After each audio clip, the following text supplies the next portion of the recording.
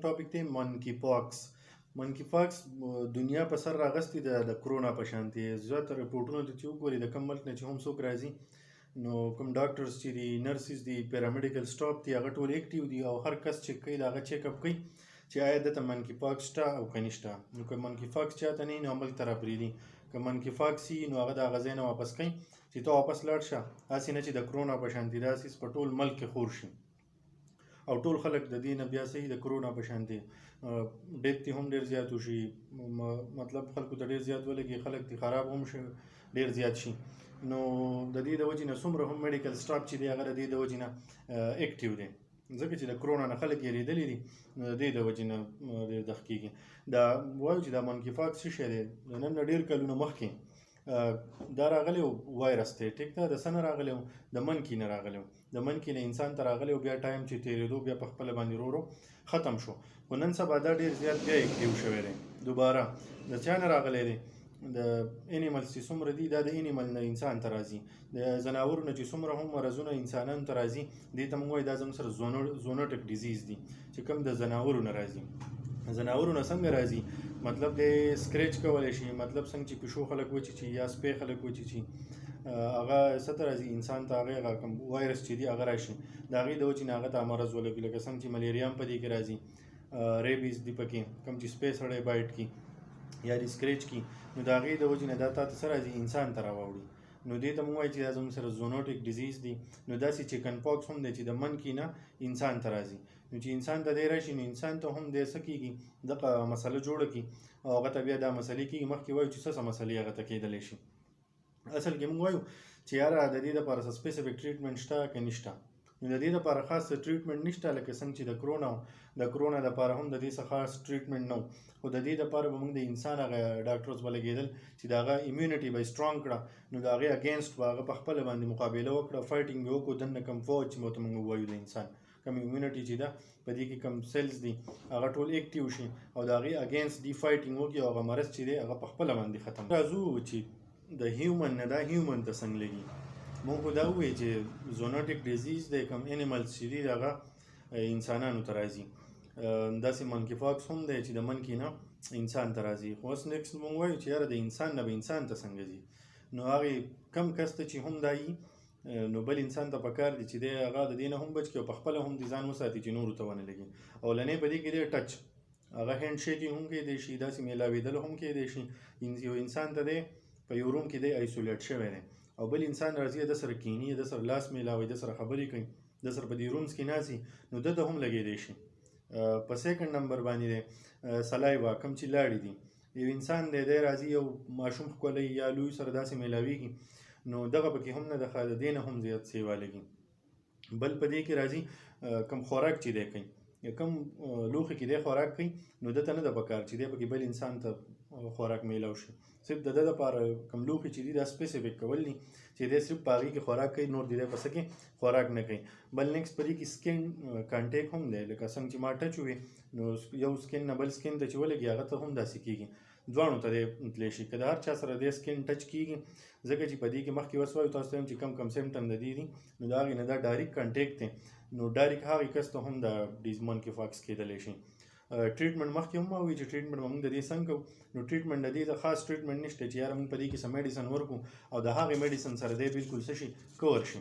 نو د دې داسې سپیسیفیک میډیسن نشته دی چې هغه سړی دې دپاره ورکړي. خو د دې انسان امیونټي سټرانګ کول پکار دی چې د دې امیونټي سټرانګ وه نو دی به صحیح دی به برابري. چې امیونټي د ده ویک وه نو دا به مسلې جوړېږي. د ده دپاره به داسې میډیسنز وي چې هغه امیونټي د ده سټرانګ وي نو دی به برابري، چې امیونټي سټرانګ نه وي نو دی به کمزوری. د دې موږ وایو چې سپیسیفیک ټایم د دې څومره دی؟ 2 نه واله د 4 هفتو پورې دی چې دومره ټایم د دې وشي 2 to 3-4 ویکس نو دا په خپله باندې انسان نه ختم شي. خو د ده کوم امیونټي چې دا به سټرانګ ساتل غواړي، د امیونټي دپاره به کوم سمټم چې په دې کې ویک راځي هغه به دله کول غواړي، ځکه چې امیونټي داسې یو څیز دی چې د ده دننه موږ وایو چې یو آرمي ده چې دا آرمي د ده برابر وه نو دی به د بهر کوم څیز چې راځي د سره فایټینګ کوي، هغه به د ځان نه لرې کوي، ختمی وی، نو دی په خپله باندې دې سره صحیح سټرانګ وي. موږ وایو چې خطره په دې کې کومو خلکو ته ده؟ چې کم ماشومان د 10 کالو نه کم دي نو هغو ته ډېره زیاته خطره ده. په کار داسې دي چې هغه موږ د کوره بهر نه پرېږدو، په کور کې د هغو چې صحیح هغه کوو چې دغې خلکو نه کم خلکو ته چې شوی هم وي چې هغو ته د هغو نه موږ دوی بالکل وساتو، ایسولیټ کړو د هغې نه. بل کم پریګننټ وومن چې دي، کوم فیمیل دي چې هغه د ماشوم ناجوړه دي، نو هغو ته هم پکار دي چې هغه د داسې خلکو نه یا داسې آوټسایډر کم آوټینګ چې کوي نو هغو ته نه دي پکار چې ډېر زیات آوټینګ وکړي په دې ورځو. او بل دا چې کومو خلکو ته دا شوی دی د هغو نه خو ځان بالکل وساتي. مسله به کومو خلکو ته ډېره زیاته کوي چې کوم ما تاسو ته الریډي ووایي چې ویک امیونټي، کوم خلک کمزوري ډېر زیات چې کمزوري هغو ته مسله ډېره کېږي، چې کوم وجود سټرانګ وي برابر وي نو هغو ته هېڅ قسم مسله دی نشي کېدی. بل هغه چې کوم خلکو ته ایچ آی وي مسله ده د هغې ټریټمنټ کوي، د یو وایرس دی ټیک دی، ایچ آی وي هیومن ایمیون وایرس دی، نو هغه خلک به دې نه ډېر زیات خرابېږي. هم د دې سیمټمز طرف ته چې د دې سیمټم به موږ ته به څنګه پته لګي چې یاره ماته چکن پاکس شته نشته، یا بل کس دی هغه ته چکن پاکس شته که نه. اولنی په سر باندې د انسان په وجود باندې به دانې راوخیږي، یا سپینې سپینې دانې، تاسو ته به دې پکچر کې به ښکاري، او زیات تر په ټول وجود باندې به دانې د هر مرض چې راشي که نه نو په ټول وجود دانې، خو په دې ځایونو دانې نه وي. نو سپیشلي په دې چکن پاکس کې په دې لاس او په دې ځای باندې به هم دانې شروع شي. نو دا اولنی سیمټم دی. سیکنډ چې د دې سره به په سر باندې ډېر زیات درد وي، سر به ټول سم خوږېږي، درد به یې ټول وجود په هر بند باندې به ډېر زیات دردونه وي، انسان ته به اړه ګډ وډ کېږي، څه به یې خواته نه کېږي، تبه به ورله په مخه ځي او راځي، د تبې به پکې څه دغه نه معلوم. وجود چې کم کم هر یو بند دی ټول سر نه واله د ټول خپې پورې ټول وجود به خوږېږي، انسان به صحیح ډېر زیات به خراب وي، فیلینګ ډېر بیډ فیلینګ به که بچا کې دا ټول سیمټمز وو نو مین چې دته سره یې چکن پاکس شته دی. اوس به موږ کوو دا پیشنټ به موږ د ده ټریټمنټ به موږ څنګه کوو. نو اولنی موږ دی خو به موږ ایسولیټ کړو، جدا به یې کړو. بل به سیکنډ دته ایپل جوسز چې څومره دي د مڼې جوس په دته بار بار ورکوو، نو دې سره به د ایمیونټي سټرانګ وي، د دې ډیزیز خلاف په دې څه وکړي مقابله ډېره ښه وکړي. نو 2 نه واله 4 هفتو پورې به دی په خپله باندې ښه شوی. که دی په دې طریقه باندې دا وکړي. که یو انسان ته ډېر زیات تکلیف وي، خوږېږي، تکلیف ورته ډېر زیات، نو په دې کې تاسو بروفین ټیبلټ هم استعمالولی شئ. هر ټایم بروفین نه، ټایم کې یو سهار یو ماښام هم استعمالولی شئ. که دې سره هم نه ټیک کېږي نیوپراکس په نوم چې کوم د درد ګولۍ دي وجود چې خوږېږي هغه هم استعمالولی شئ. نو دې سره به ستاسو د وجود کوم سیمټمز چې دي هغه به ریلیف وي، کمیږي به.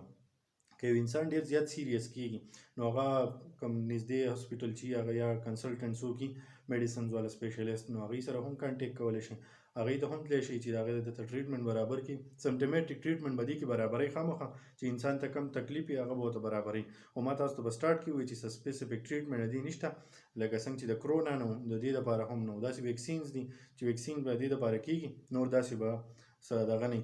د خطرې په دې کې هېڅ نشته چې یو انسان ویرېږي، زیات تر خلک د یېرې د وجې نه هم خرابېږي. نو داسې د خطرې په کې څه نشته چې یو انسان یېرېږي او د هغې د وجې نه دی خراب شي. لکه کرونا هم د خلکو به د هغې فایټینګ کوو، خو هغه خلک به ترې ډېر زیات خرابېدل چې کم به ډېر زیات یېرېدل. نو یېره په دې کې نه ده پکار. ټریټمنټ هم اسان دی، سیمټمز هم ما تاسو ته ووایي، او ومې ته هم ووایي چې دا څه شی دی. نو په دې طریقه باندې تاسو عمل وکړئ، نو انشاءالله چاته به څه قسم مسله